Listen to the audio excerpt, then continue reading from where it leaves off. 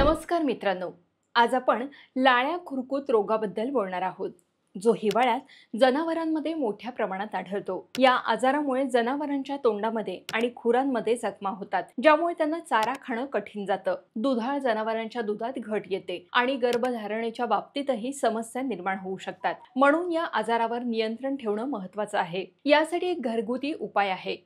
लागणारी सामग्री आहे कुपी, हरित मंजिरी वनस्पतीची 1 मूठ, 10 लसूण पाकळ्या, कडुनिंबाची 1 मूठ, 500 मिली नारळाचं किंवा तिळाचं तेल, 20 ग्रॅम हळद, 1 मूठभर मेहंदीची आणि तुळशीची पानं, तसंच सीताफळाची पानं। या सर्व सामग्री एकत्र करून बारीक वाटून घ्या। त्यानंतर नारळाचं किंवा तिळाचं तेल टाकून उकळा आणि थंड करा। जखमांना स्वच्छ करून हे मिश्रण त्यावर लावा। जर जखमेतील किडे असतील तर नारळाच्या तेलात कापूर मिसळून किंवा सीताफळाच्या पानांची पेस्ट लावा। रोगाची तीव्रता जास्त असल्यास पशुवैद्यकांचा सल्ला घ्या। लाळ्या खुरकूत रोगापासून संरक्षणासाठी लसीकरण करणं महत्त्वाचं आहे। लसीकरणानंतर 15 दिवसांनी प्रतिकार शक्ती तयार होते, त्यामुळे वर्षातून 2दा लसीकरण करणं आवश्यक आहे।